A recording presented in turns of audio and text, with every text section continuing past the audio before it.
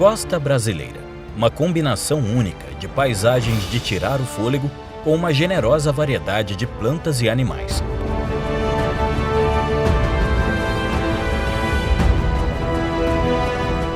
Um espetáculo da natureza onde grandes mamíferos saltam nos ares como bailarinos.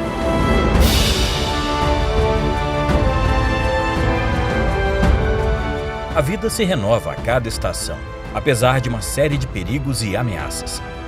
E onde mistérios que antes não eram vistos são revelados com a ajuda da tecnologia.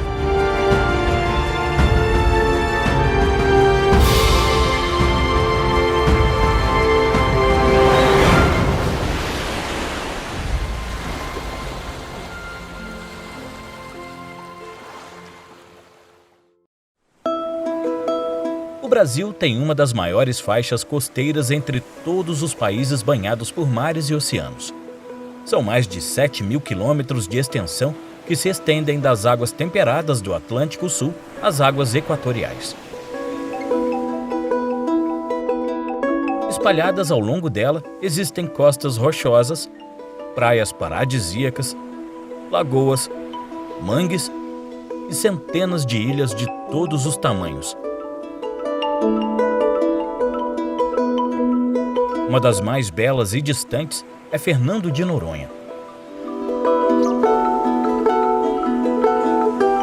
O arquipélago fica a 360 quilômetros do ponto mais perto da costa brasileira.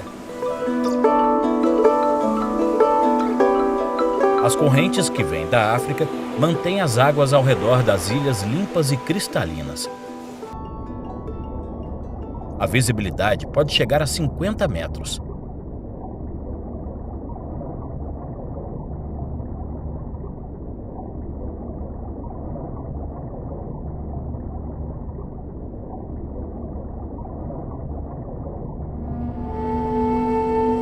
É o lugar perfeito para uma lua de mel.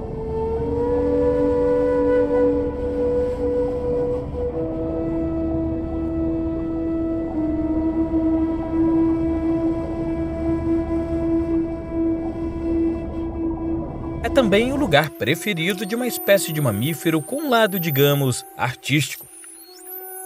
O golfinho rotador.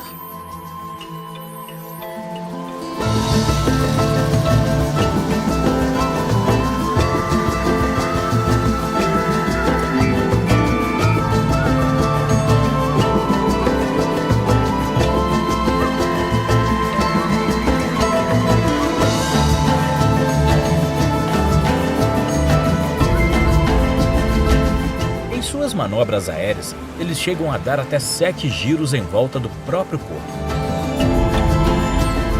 Para um animal de 2 metros e 75 quilos, é um show de força e habilidade. Os saltos podem chegar a 3 metros de altura.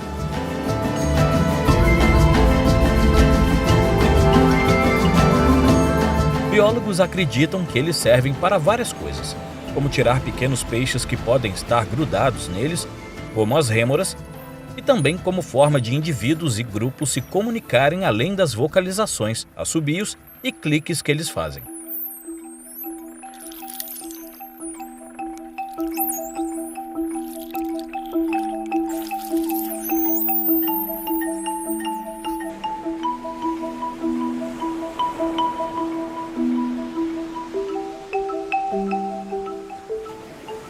Esses saltos seria uma forma deles dizerem perigo, vamos lá, ou até mesmo quer namorar comigo? Assim, eles não são uma brincadeira ou uma exibição, mas têm uma função importante dentro do grupo.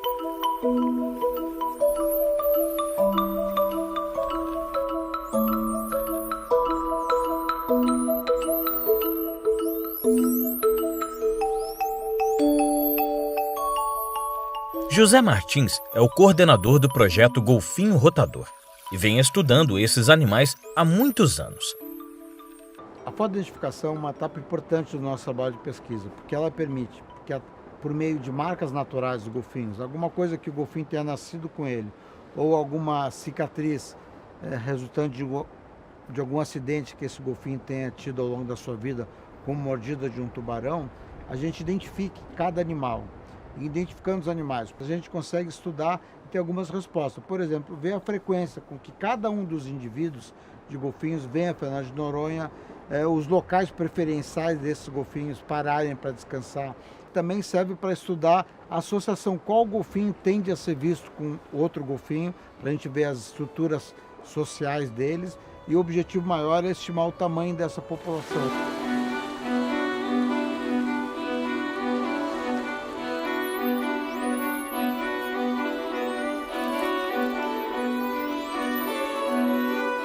Mamíferos que vivem em grupos, eles têm uma divisão de tarefas. E com golfinhos oceânicos, como é o caso do golfinho rotador, a divisão de tarefas ela é espaço-temporal. Então, alguns momentos, alguns golfinhos estão de guarda, outros estão namorando, outros estão descansando e depois se revezam nessa troca de tarefas.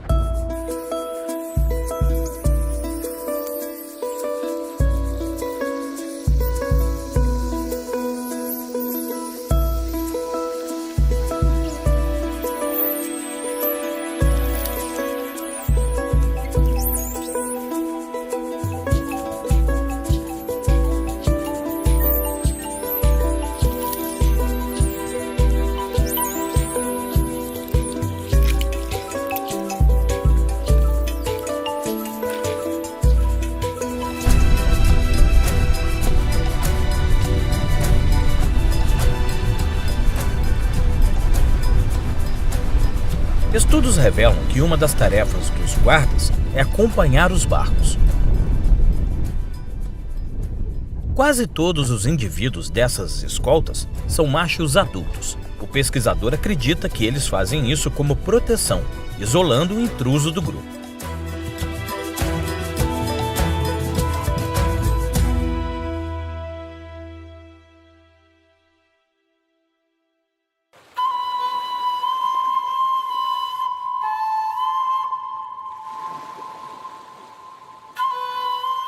Fernando de Noronha é também o lar de muitas aves, como a majestosa fragata.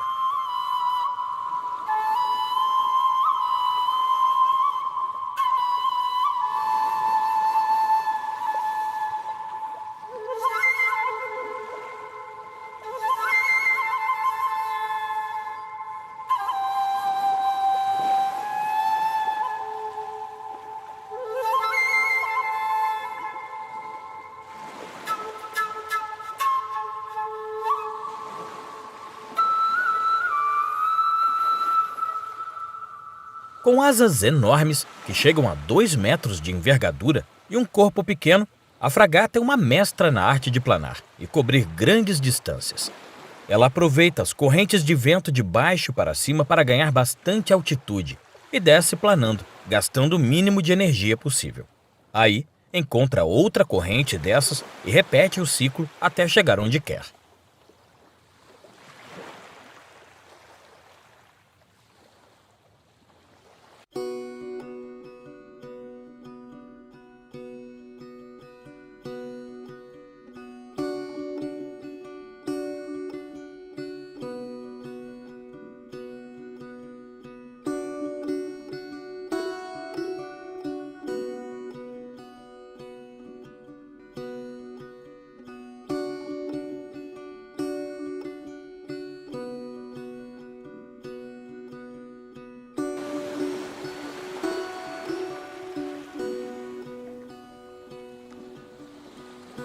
A fragata tem tanta habilidade no ar que consegue pescar sem molhar os pés.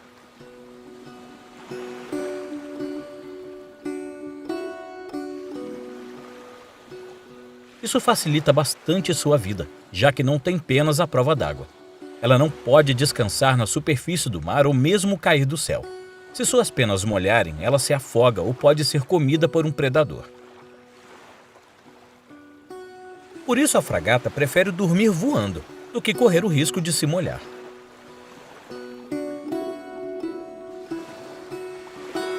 Ela viaja por muitos dias seguidos, cobrindo centenas de quilômetros, e consegue tirar suas sonecas enquanto mantém o plano de voo.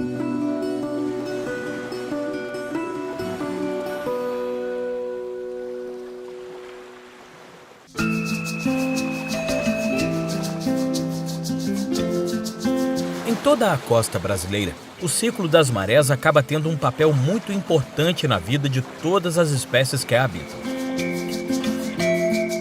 A alteração do nível do mar é resultado da combinação entre as forças gravitacionais da Terra, da Lua e do Sol.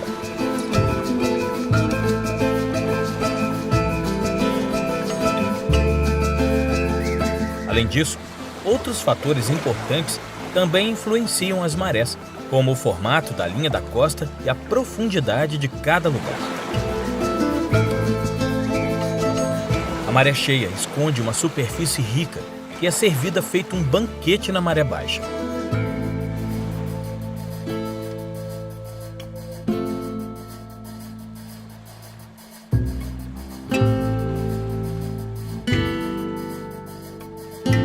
É um momento onde muitas aves marinhas se aproveitam da fartura.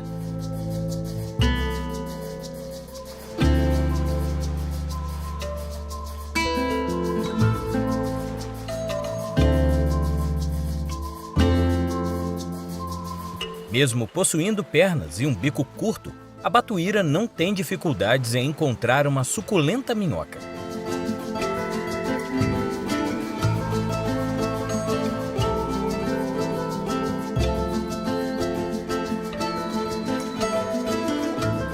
Já o maçarico possui a vantagem de ter um bico mais longo, podendo alcançar áreas mais profundas desse rico substrato.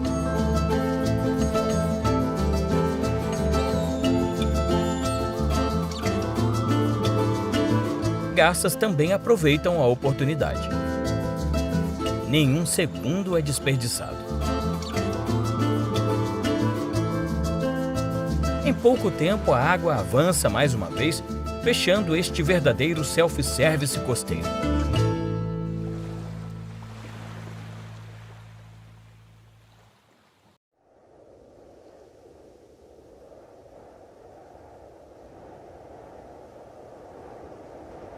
No sul da costa brasileira, o vento corre sobre o mar, sobre a praia e sobre as dunas, esculpindo novas paisagens todos os dias.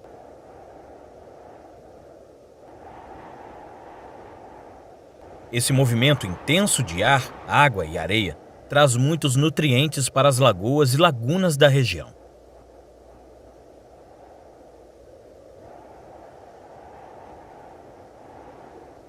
As aves que frequentam esses lugares não têm nenhuma reclamação quando o assunto é comida.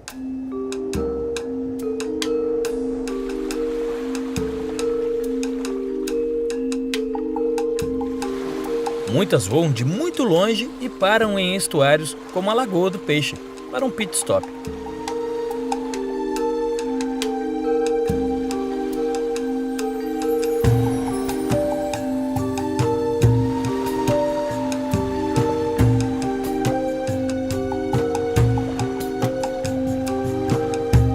Entre os frequentadores desse imenso buffet a céu aberto, são encontradas espécies que vieram da América do Norte. Esse grupo de maçaricos precisa comer muito para poder queimar a gordura em sua longa volta para casa.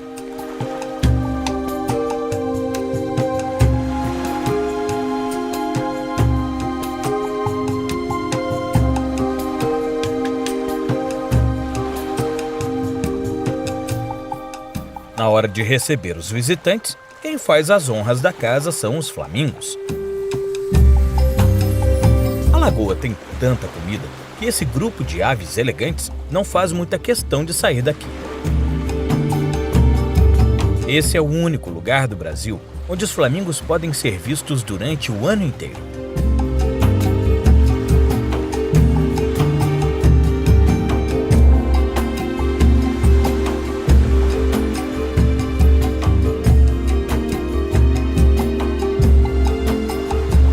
Quando a festa termina, é hora de voltar para casa. Algumas aves vão fazer um voo direto de 9.000 quilômetros só com o que conseguiram comer aqui. Outras vão chegar até o Ártico em um voo com escalas.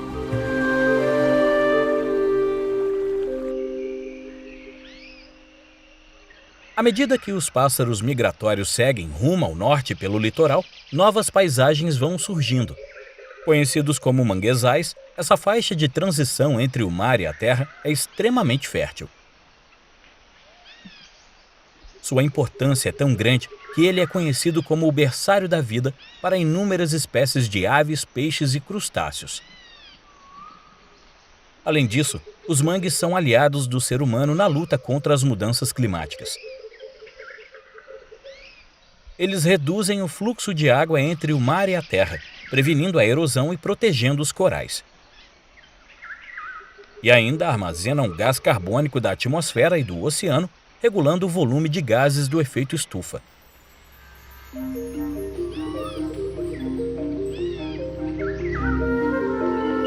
Um dos habitantes mais conhecidos desse universo peculiar é o caranguejo chama-maré.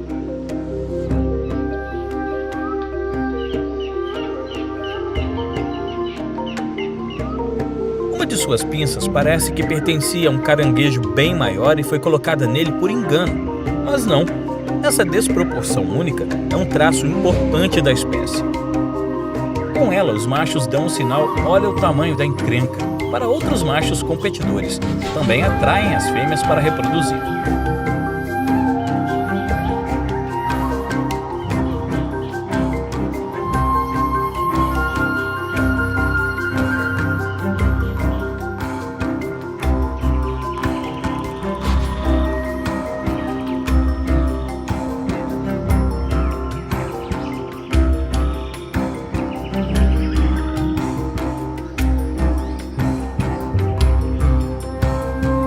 Quando a maré começa a subir, os caranguejos param sua exibição e voltam para seus buracos.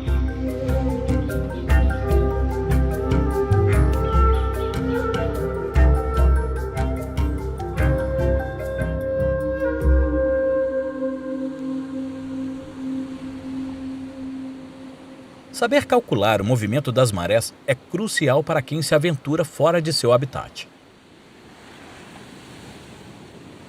Se dentro d'água a tartaruga marrom parece voar, aqui ela arrasta seu corpo de mais de 100 quilos com bastante dificuldade.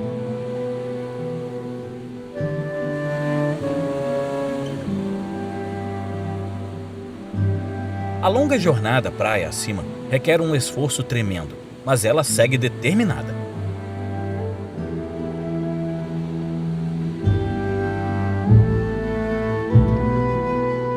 Ela sabe que não tem muito tempo, pois se a maré baixar demais, ela pode ficar presa nos arrecifes. E se isso acontecer, sua vida estará em risco.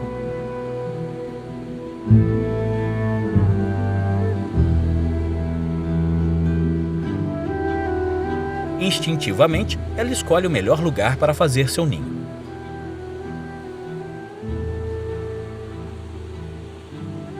Tudo é feito com muito cuidado e delicadeza.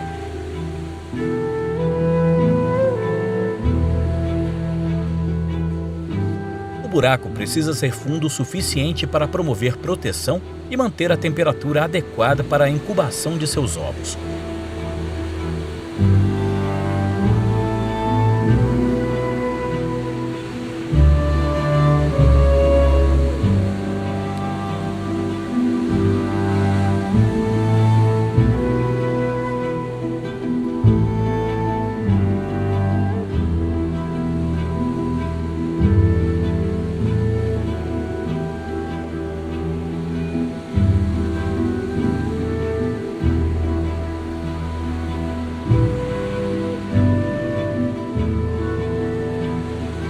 Pronto, um pouco de descanso, concentração e a hora de começar a postura.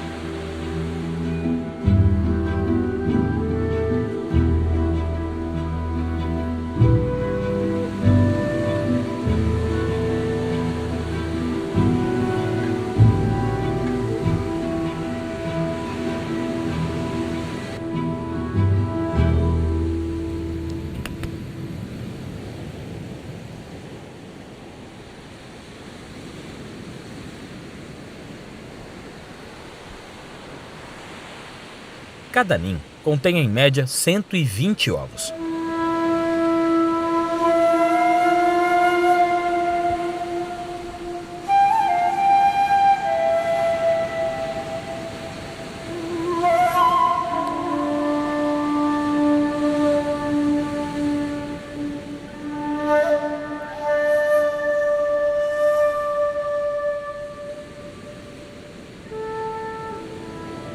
ela cobre o ninho com areia para proteger seus ovos de inúmeros predadores e da luz direta do sol.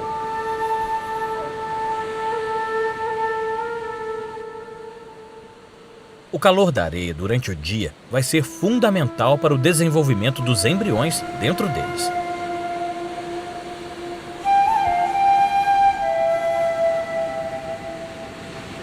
Assim como acontece com outros répteis, é a temperatura do ninho durante a incubação que irá definir o sexo das novas tartaruguinhas.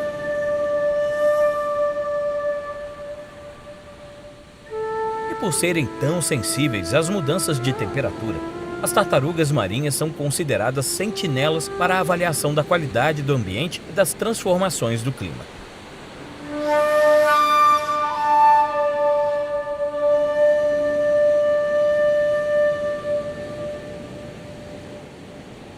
Depois que termina, ela volta para o mar o mais rápido possível.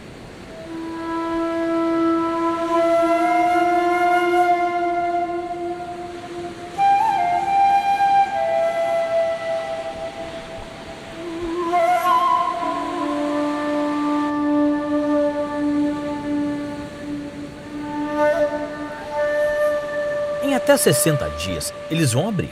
E se correr tudo bem, uma nova geração de tartaruguinhas vai começar uma vida cheia de desafios.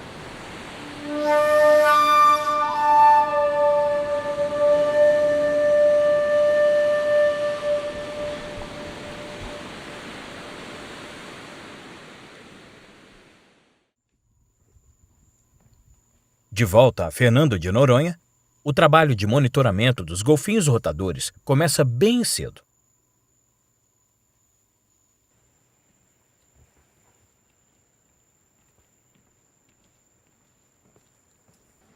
É daqui, do alto do mirante da Baía dos Golfinhos, que é feita uma das partes do monitoramento e contagem dos golfinhos que chegam a Noronha depois de uma noite regada a peixes, lulas e camarões em alto mar. Já foram registrados mais de 1.000 golfinhos em apenas um dia. A Baía dos Golfinhos é a enseada de água mais calma, transparente e profunda do arquipélago de Fernando de Noronha. Muitos golfinhos costumam chegar na ilha por aqui e depois se deslocam para outras regiões como o porto e entre ilhas.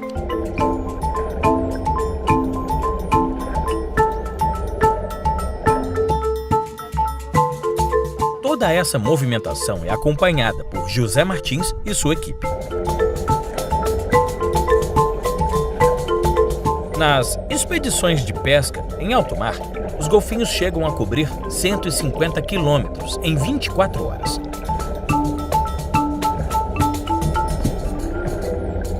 E depois de tanto esforço, um lugar como Fernando de Noronha cai muito bem para uma parada para descansar.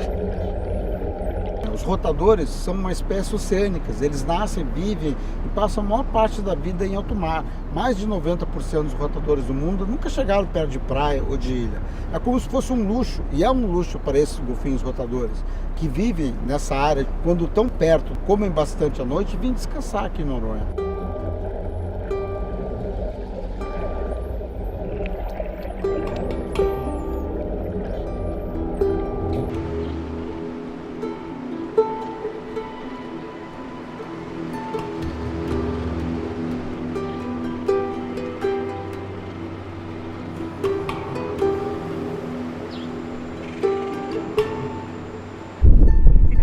Também tem um 150, aqui bem no final do forte.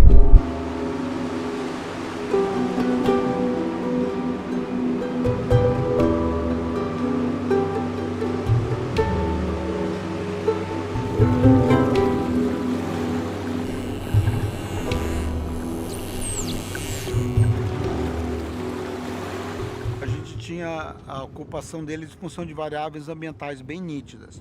A gente chovia, eles não vinham menos, o mar de fora ficava calmo, eles ficavam no mar de fora. Então o vento e a chuva eram o que regulavam a ocupação deles em Fernando de Noronha. E nos últimos 10 anos, devido ao grande crescimento do turismo náutico, mudou o comportamento, e essas variáveis relacionadas principalmente ao turismo náutico nos parecem mais importantes na distribuição dos golfinhos, na interação, no comportamento deles, do que as variáveis ambientais. Depois de um bom descanso, é hora da brincadeira. Golfinhos são animais muito inteligentes e muito sociáveis.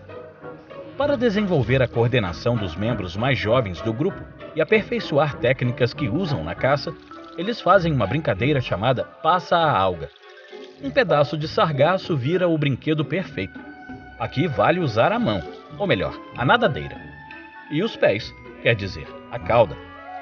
Depois de controlar um pouco, é hora de passar a bola.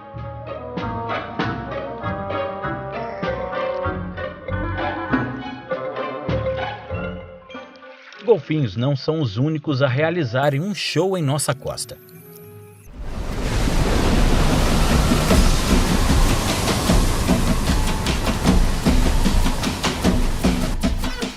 Um grupo de parentes deles, peso pesado, chega às águas mais quentes do Nordeste brasileiro depois de ter feito uma longa jornada que começou na Antártica, as baleias jubarte.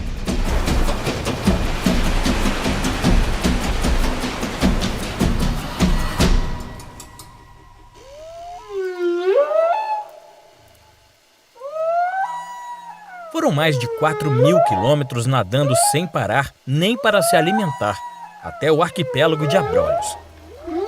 Esses fantásticos mamíferos podem chegar a 20 metros de comprimento e a pesar 40 toneladas. Através de uma variedade de sons, as baleias jubarte se comunicam com seus filhotes, seus potenciais parceiros de acasalamento e entre os indivíduos do grupo. Elas são capazes de cantar por horas a fio durante suas longas viagens por todos os oceanos do planeta.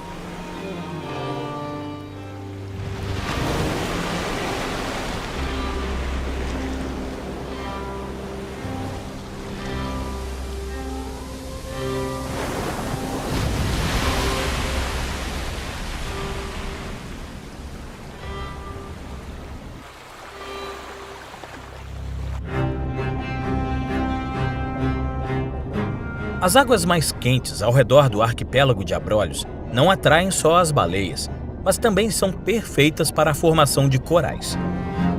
Suas cores, formatos e texturas acabam criando uma paisagem bem diferente e única, já que muitas dessas espécies só existem no Brasil. Uma delas é esta espécie de coral cérebro.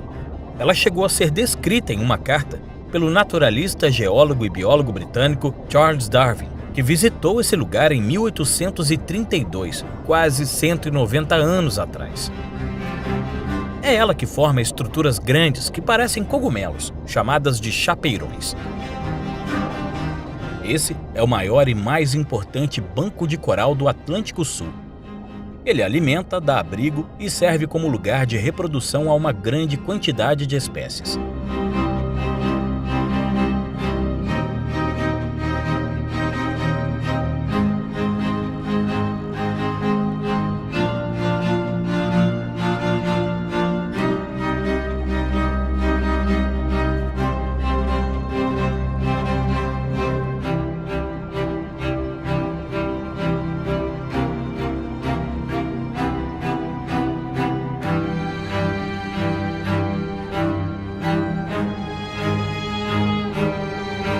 Quando os peixes se recolhem em algum canto para dormir, os corais ainda estão bem ativos.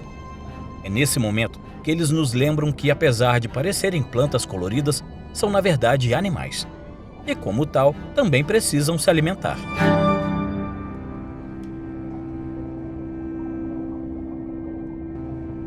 Com uma lâmpada azul e um filtro especial amarelo, as proteínas e os minerais dos corais ficam fluorescentes. Novas cores e novos padrões aparecem, como em um toque de mágica. O resultado revela um mundo novo e cheio de mistérios.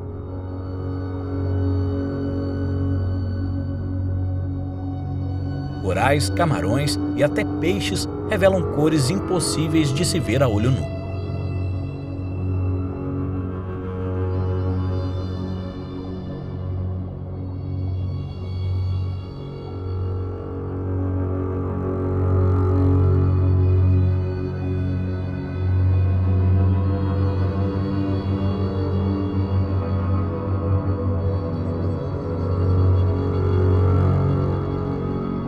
Com a ajuda da tecnologia, descobrimos que na escuridão as belezas do mundo natural não estão só acima, mas também abaixo da linha d'água.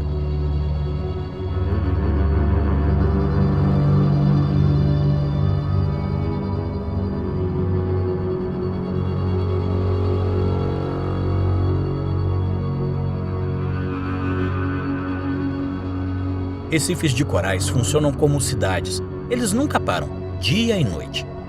O trânsito de peixes e outros animais é grande.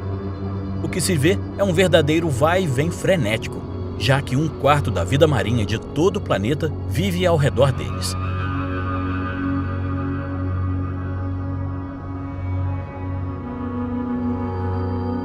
Estes são os peixes neon, um dos grupos que mais trabalham nessa cidade. Eles são dedicados limpadores.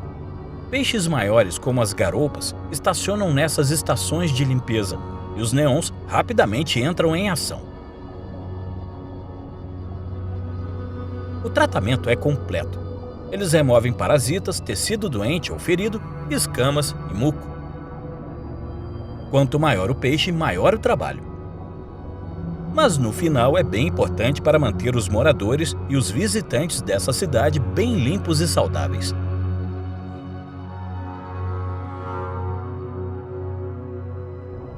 De norte a sul do país, embarcações que afundaram e foram cobertas por organismos marinhos também se tornam ponto de encontro de várias espécies e estações de limpeza.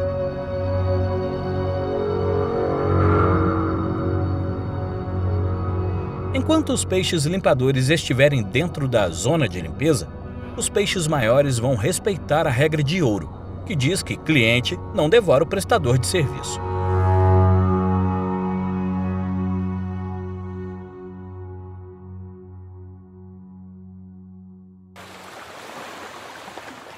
Apenas um outro habitat marinho da costa brasileira chega a ser tão movimentado quanto os recifes de corais: o Costão Rochoso.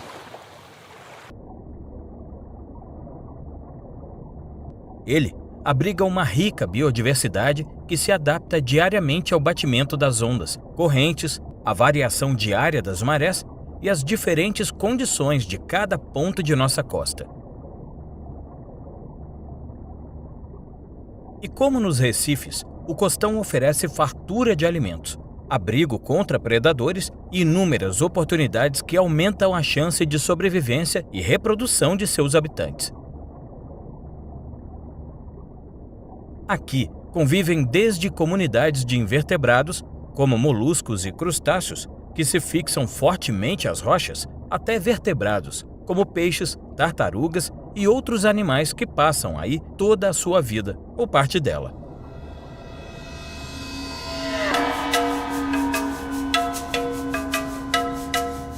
Um de seus moradores mais emblemáticos é um verdadeiro mestre da camuflagem, o polvo comum.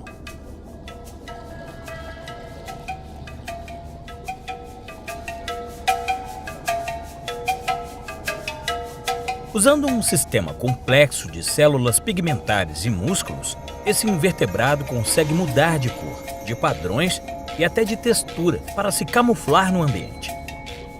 Predadores como tubarões, enguias e golfinhos passam por ele sem perceber. Mas isso não é só usado em caso de defesa. Sumindo no ambiente, ele também consegue armar suas emboscadas quando quer se alimentar. Este polvo acabou entrando no território de uma donzelinha, que não ficou nada feliz com a visita.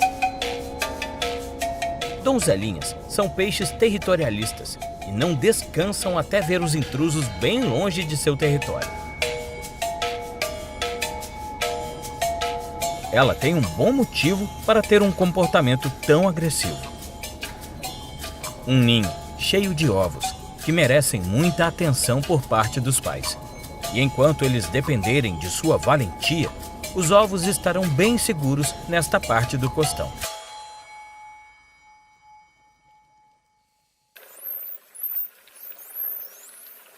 Dois grupos de golfinhos se encontram nas águas de Fernando de Noronha.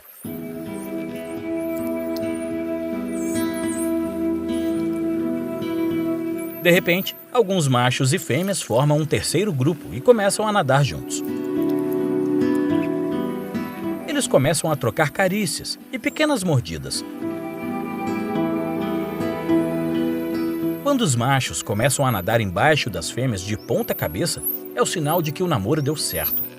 Aí, acontece um momento raro, muito difícil de ser capturado pela câmera: um acasalamento grupal.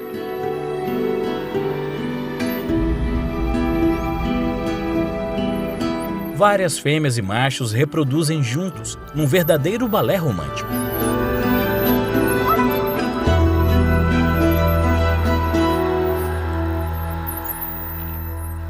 Na estratégia reprodutiva dos golfinhos rotadores não existe a figura paterna, não existe o golfinho pai. A fêmea copula com vários machos e tem, de acordo com o comportamento dos machos, ela dá, uns machos copulam mais vezes e outros menos vezes.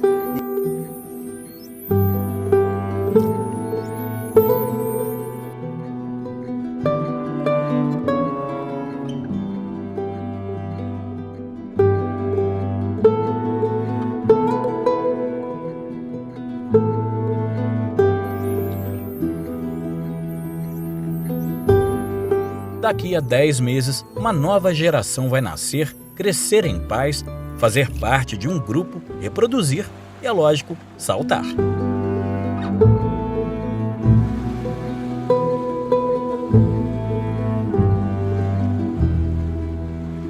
A ilha depende muito mais dos golfinhos que os golfinhos da ilha. No momento que ficar tumultuado demais, eles vão deixar de vir e vão passar toda a vida deles no mar. Por isso que a gente tem que criar normas e respeitar essas normas de modo a preservar esse hábito maravilhoso dos rotadores vir a Noronha, que é uma motriz da economia da ilha, possibilita ver os golfinhos na natureza de uma maneira ímpar no planeta.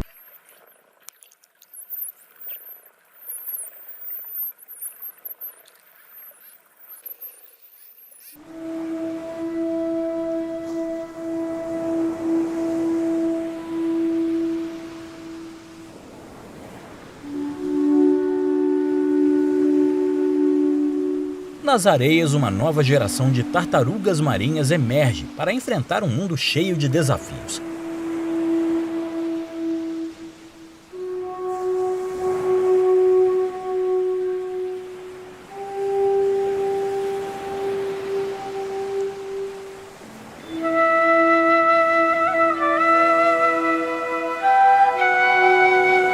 Pouco a pouco, centenas delas tomam a praia.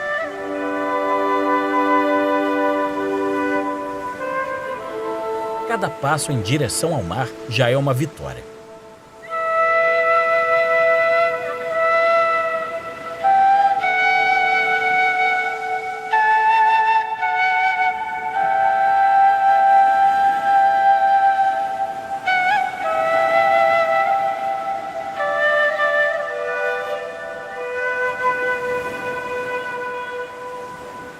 Guiadas pelo brilho da luz na espuma das ondas, elas sabem para onde tem que ir.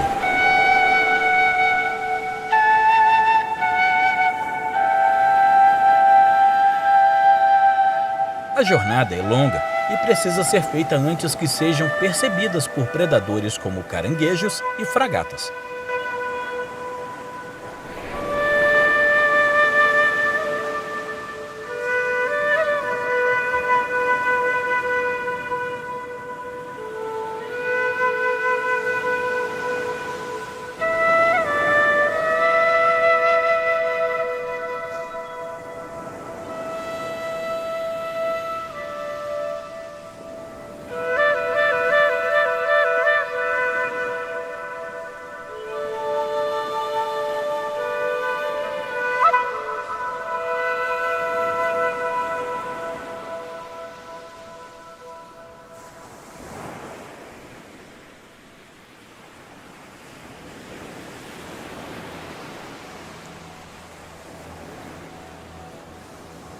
primeira etapa na luta pela sobrevivência está vencida.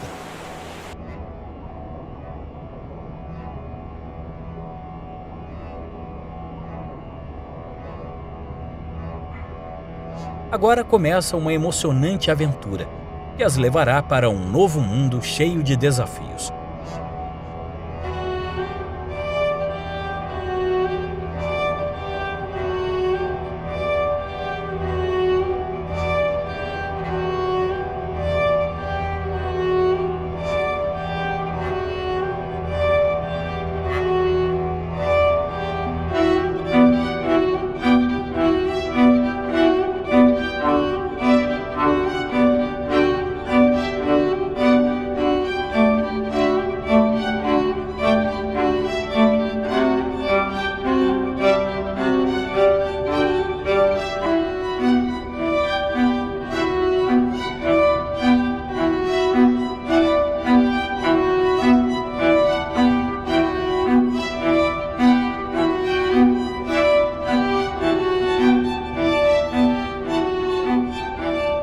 A cada 1000 filhotes, apenas 1 ou 2 atingem a fase adulta.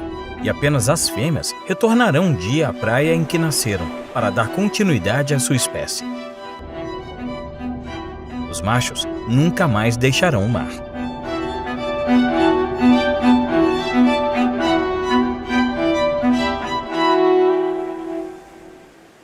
Se não bastassem apenas as ameaças naturais, os habitantes de nossa costa precisam lidar hoje em dia com ameaças muito maiores.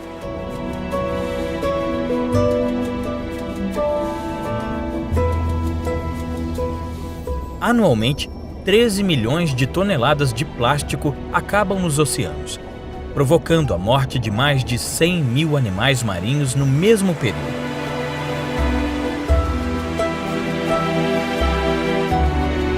Enquanto a maioria dos plásticos permanece intacta por décadas, aqueles que se decompõem acabam como microplásticos, consumidos por peixes, tartarugas e outros animais marinhos, entrando rapidamente na cadeia alimentar global.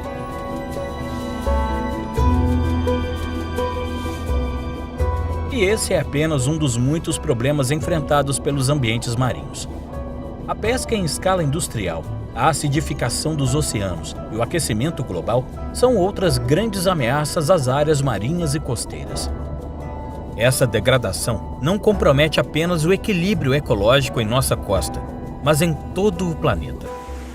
É dever de todos nós trabalharmos juntos para multiplicarmos as iniciativas de proteção e reforçarmos a esperança para a conservação e a sustentabilidade, que vão viabilizar a linda biodiversidade presente em todos os ecossistemas dessa borda fascinante do Brasil selvagem.